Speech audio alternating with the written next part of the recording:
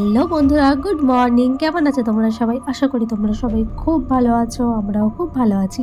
তো এখন বাজে সকাল 5:30। সকালবেলায় উঠে গেছি। 5:30 না, অ্যাকচুয়ালি এখন বাজছে 5:35 কি 40, মানে 5:30 থেকে বেশি। তো সকাল সকাল ওঠার কারণ হচ্ছে ছেলের মর্নিংয়ে স্কুল হয়ে গেছে, এখন আর সেই শুয়ে থাকলে হবে না, এখন সকালবেলাতেই উঠতে হবে যত কষ্টই হোক। তো উঠে গিয়ে আমি এখন ছেলের জন্য দুধটা বসিয়ে দিয়েছি। দুধটা ঠান্ডা হতে অনেকক্ষণই সময় লাগে, তো দুধটা এদিকে গরম হতে থাক, আর ওইদিকে আমি ব্রাশটা তাড়াতাড়ি করে নিই। আসলে ছেলের উপর কী চাচাবো যে সকালবেলা উঠছে না, আমারই ঘুম ভাঙছে না, চোখটা যেন একদম বুজে আসছে। তো এখন তো আর শুয়ে থাকলে অলসতা করলে হবে না, ছেলেটা নালে স্কুলটাই মিস হয়ে যাবে। তো এদিকে আমি ব্রাশ করে তারপরে ছেলেকে আবার ডেকে নেবো। তো এই যে ছেলের দেখছি এখনও ঘুমাচ্ছে আর ঘরটা অন্ধকার রয়েছে, দাঁড়াও ঘরটা আগে লাইটটা জ্বালিয়ে নিই। বাবু, এ বাবু, ওঠ ওঠ ওঠ ওঠ ওঠ। বাবুকে ঘুম থেকে তুলে আর একটুখানিও পারিনি ভিডিও করতে, এতটা দেরি হয়ে গেছিলো। কোনো রকমে ওকে খাইয়ে রেডি করে আর আমি রেডি হয়ে ওকে নিয়ে এখন বেরিয়ে গেছি। আসলে অনেকটা হাঁটতে হয়। তো এই যে ও রেডি হয়ে গেছে, বেচারা ঘুম ঘুম চোখে, আর একটু আগে তুলতে হবে। তো আমার একটা জিনিস ভালো হয়েছে যে এখান থেকে আমার টোটো ধরি, সেখানে না বেশিক্ষণ দাঁড়াতে হয়নি, টোটো পেয়ে গেছি। কিন্তু আমরা বসেছি আর ফাঁকা রাস্তা ছিল, সকালবেলায় 6:30 দিক করে বাজছে। তো উনি বেশ ভালোই জোরে চালাচ্ছিলেন। হট করে একটা প্যাসেঞ্জার পেয়ে না বলে হট করে ব্রেকটা কষে দিয়েছে, আর একটু হলে আমি বাবু দুজনেই পড়ে যেতাম। তো যাই হোক, উনিও প্যাসেঞ্জার পেয়েছে, উনি তো তুলবেন। তো এই যে গেটের সামনে ছেলেকে ছেড়ে দিয়েছি, আর এই যে সামনে এখানে টুকটুক করে হেঁটে হেঁটে যাচ্ছে। আর ওকে স্কুলে দিয়ে আমি বেরিয়ে পড়েছি আমার শ্বশুরবাড়ি যাওয়ার জন্য। তার একমাত্র কারণ হচ্ছে এর আগের দিন আমরা শ্বশুরবাড়িতে ছিলাম, আর ও রং পেন্সিল খাতা নিয়ে গেছিলো, আমি রং পেন্সিলটা আনতে না ভুলে গেছি। আর ওদের আজকে ড্রয়িংয়ের ক্লাস আছে। তো এই যে সকাল সকাল শ্বশুরবাড়িতে এসে হাজির, আর এই যে রং পেন্সিলের বক্সটা নিয়ে এখন আমি চলে যাচ্ছি। তো এখন বেরিয়ে গিয়ে আবার স্কুলে এটা দিতে হবে।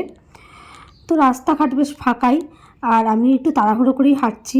সকালবেলা একটু হাঁটাও হচ্ছে, একদিকে ভালোই হচ্ছে। আর এই রাস্তাটা দিয়েই আমি যাতায়াত করি যাওয়ার সময়, গলির ভেতর দিয়ে তো খুব তাড়াতাড়ি হয়ে যায়। আর এই যে স্কুলের রাস্তার দিকে চলেও এসেছি, এবার যাব, গিয়ে আগে রং পেন্সিলটা দিয়ে দেবো। ওদের ফার্স্ট পিরিয়ডই হবে আজকে ড্রয়িংয়ের। আর এই যে চলে এসেছি, আমি ওয়াচম্যান যে দাদাটা আছে তাকে বললাম, তো তিনি এখন একটা চিরকুট দেবে, তার মধ্যে আমাকে নামটা লিখে দিতে হবে, দিয়ে উনি গিয়ে ক্লাসে দিয়ে আসবেন। এই যে নামটা আমি লিখে দিয়েছি, আর এই যে এখানটাতে আমি রেখে দেবো। উনি ঠিক টাইমে, মানে পেয়ারটা হয়ে গেছে ওদের, এরপর দিয়ে আসবে। তো এবার আমাকে আরেকটা কাজ করতে হবে, যেটা হচ্ছে মান্থলি ফিটা যেখানে দিতে হয় সেখানে আমাকে জমা দিতে হবে। সেটাও বেশ কদিন ধরে আমি নিয়ে ঘুরছি, দিতে আর মনে নেই। এই যে এখানটাতে আমি দেওয়া হয়ে গেছে, এবার আমি বেরিয়ে যাচ্ছি। কয়েকজন ছিল, বেশি ভিড় ছিল না। তো খুব ক্লান্ত হয়ে গেছি, সকাল থেকে ওঠা থেকে খুব দৌড়ঝাঁপ করা হয়েছে। এবার একটু জল খেয়ে একটু রেস্ট নেবো। আর এখানে আমরা সবাই বসেছিলাম, আর আমি জল খেয়ে আর একটু সবার গল্প শুনছি আর বসে রয়েছি।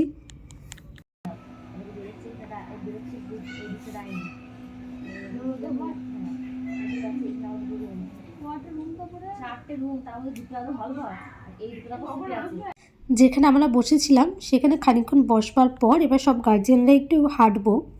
তো সবাই বললো সামনেখানে একটা মন্দির আছে, তো সেখানে চলো, সেখানে গিয়ে একটু বসি। ঠিক আছে, তাই হোক, চলো সবাই মিলে একটু হাঁটাও হবে, একটু গল্প করাও হবে। তো এই যে আমরা সবাই মিলে যাচ্ছি, আর এখানে না বেশ কয়েকটা পুকুর আছে, তোমাদের দেখাই। এ দেখো, এই একটা পুকুরটা একদম পানাকচুরিতে একদম ভরে গেছে। কিন্তু আমি একটা জিনিস দেখতে পেলাম, যেটা আমি ভিডিও করে রেখেছি। এই দেখো, এটা আমরা জানো তো ছোটোবেলায় এগুলোতে নাকের পড়া খেলতাম। এগুলোকে ছোটো ছোটো করে কাটতাম, এই যে ফুলগুলো দিয়ে নাকের মধ্যে বসাতাম, দিয়ে বলতাম আমরা নাক ফুটিয়েছি, নাকের পড়েছি। আসলে আগেকার দিনে আমাদের মায়েরা সে পাথর দেওয়া সোনা নাকেরগুলো পরতো না, খানিকটা এরকম দেখতে বলো। তো চলো এবার আমরা গিয়ে একটু বসি, আর সব গার্জেনরা আগে চলে গেছে, আর আমি ভিডিও করতে করতে আমি লাস্ট হয়ে গেছি। এর আগে যখন ডে স্কুল ছিল তখন তো আমি আসতাম না, মা দিয়ে যেত, বাবা নিয়ে নিয়ে যেত বাড়িতে। তো এখন মর্নিং হওয়ার পর আমি এখন এসে কিছুক্ষণ বসে থাকি, জাস্ট 2 ঘন্টা স্কুল হয়, 2 ঘন্টা না 2.5 ঘন্টা। তো আবার কি বাড়িতে আসবো, তো আমি গিয়ে বসে থাকি। তো এখানে এখন এর জন্য অনেকের সাথে পরিচিত হয়েছে, তবে অনেকের সাথে গল্প করি। আর এই যে মন্দিরটা কথা বলছিলাম, এই যে মন্দিরটা, সেটাই দেখো এখন একটাও পাতা নেই, কিন্তু তার একটা অন্যরকম রূপ রয়েছে, কি সুন্দর লাগছে না? আবার গাছটাতে যখন পুরো পাতায় ভরে যাবে, সবুজে সবুজ হয়ে যাবে, তখন দেখতে আরও সুন্দর লাগবে। তার আবার অন্য আর একটা রূপ, কি সুন্দর না? তো চলো এবার আমরা একটু গল্প করে নিই। তো অনেকক্ষণ গল্প করলাম, গল্প ঠল্প করে এবার সবাই যাচ্ছি স্কুলের দিকে। তার কারণ হচ্ছে আর কিছুক্ষণ পরই স্কুলটা ছুটি হবে। তারপর তো সব বাচ্চাদের লাফালাফি হুড়োহুড়ি শুরু। আর এই যে আমরা স্কুলের রাস্তার গলিটাতে চলে এসেছি। রাস্তাটা যদি একটু চওড়া হতো না তাহলে খুব ভালো হতো, সকালবেলায় ভীষণ জ্যাম লাগে। তো এই যে আমরা এখন দাঁড়িয়ে আছি স্কুলের ভেতরেই, এবার ঢুকবো স্কুলে। এই যে ছুটি হয়ে গেছে আর এই যে আমার ছেলেও যে রেডি বাড়ি যাওয়ার জন্য। তো চলে এবার বাড়িতে যাই, চল।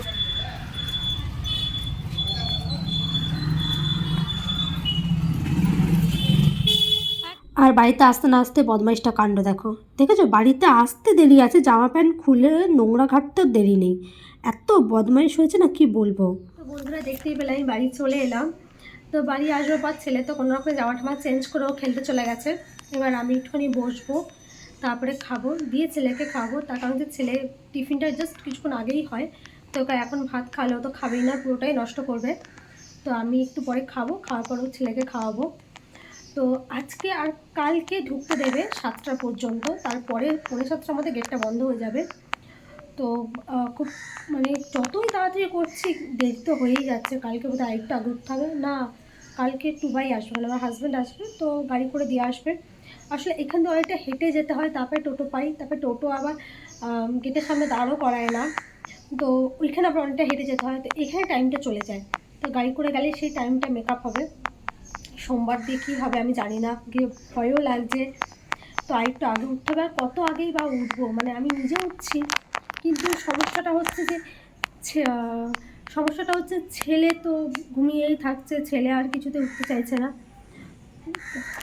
আর এখানে গরমে আমি পুরো ঘেমে গেছি।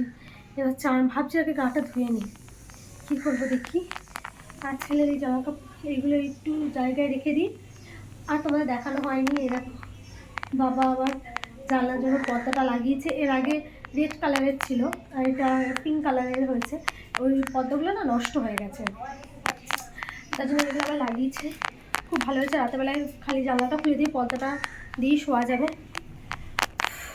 খুব বড় কষ্ট হচ্ছে। আর এটা হচ্ছে আমাদের লক্ষ্মী প্রতিমা, পুজো দেওয়া হয়ে গেছে, মা দিয়েছে, তোমাদেরকে একটু দেখালাম। তো চলো এবার আমার ছেলে একটু ড্রয়িং করছে, ও তো জানোই ও সারাক্ষণ পারলে সারাক্ষণই ড্রয়িং করতে ভালোবাসে। এবার আমি একটু সানের মধ্যে এই বালিশটা পেতেছি, এবার আমি এখানে একটু শোবো, আর ভাল লাগছে না, এবার একটু বিশ্রাম নেবো।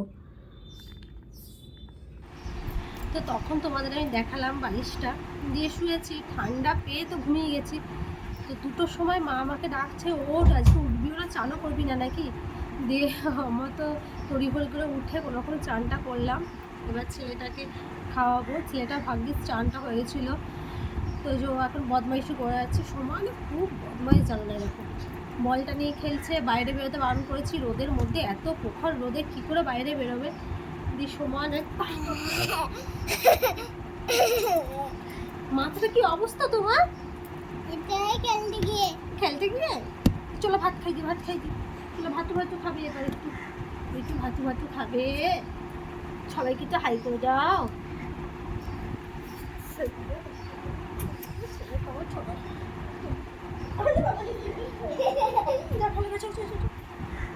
চলো ভাত খাই দিতে, ভাত একে ঘুম করো নাকি? আবার ভোর 5টার সময় উঠতে হবে যে, আস্তে আস্তে। তো এবার আমি ওকে খাইয়ে নিই, তারপর আবার ব্লগটা কন্টিনিউ করছি। আমার খাওয়া হয়ে গেছে, ছেলেকে খাওয়াতে বসেছি। এই যেখানে দই রয়েছে, পটল আলুর তরকারি আর পটল ভাজা, জানি না পটল আলুর তরকারিটা খাবে কি না, তোকে খাইয়ে নিই। আর ব্লগটা এখানেই শেষ করছি, দেখাবো অন্য একটা ব্লগে, বাই।